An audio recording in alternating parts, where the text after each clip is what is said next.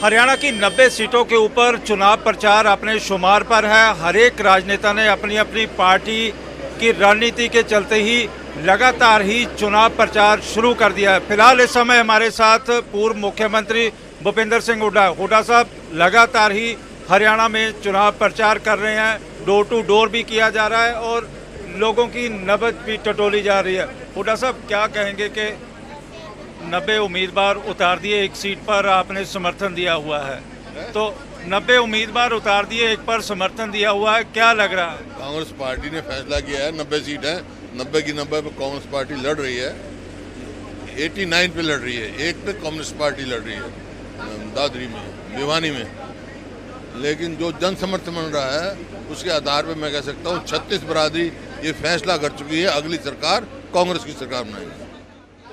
जिस तरह से बीजेपी हमलावर हो रही है, इसी तरह बीएसपी और इनेलो भी हमलावर होते हुए और लगातार ही आपके शासनकाल को लेकर सवाल खड़े किए जा रहे हैं। बीजेपी अपनी अचीवमेंट क्यों नहीं बताए? 10 साल से राज कर रही हो। क्या है मेरे शासनकाल में? तो हरियाणा प्रति व्यक्ति आए, प्रति व्यक्ति निवेश में, खेल खिलाड़ियों में, कानून व्यवस्था में और नौकरी देने में नंबर 1 था।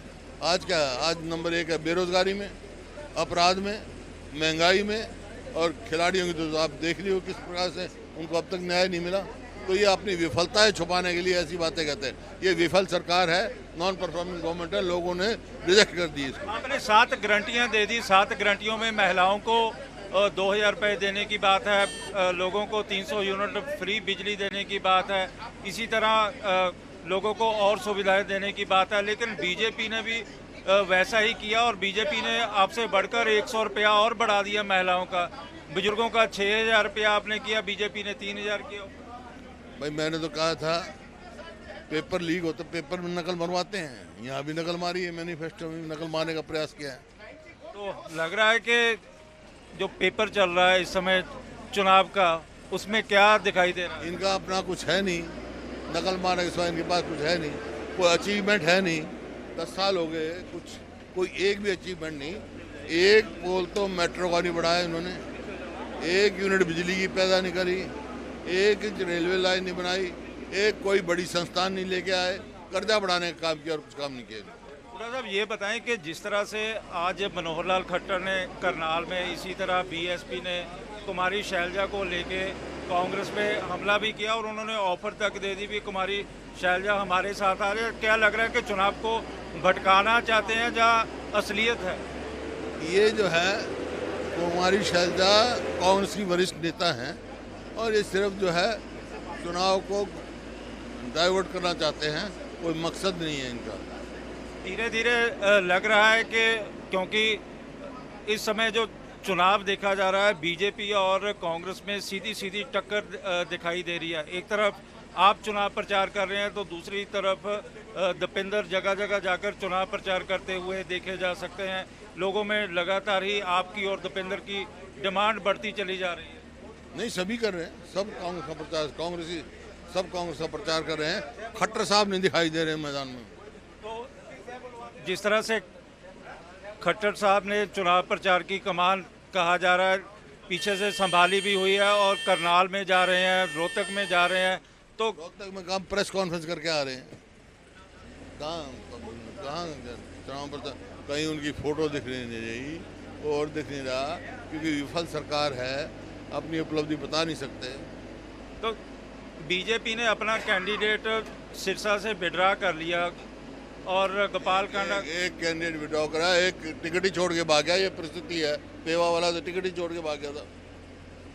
तो इस समय किस तरह की स्थितियां आपको लग रही हैं? क्योंकि जगह जगह हम जा भी रहे हैं, लोगों का जो हजूम है वो भी सामने लगातार ही आपके पास कांग्रेस आ रही है, भाजपा जा रही है।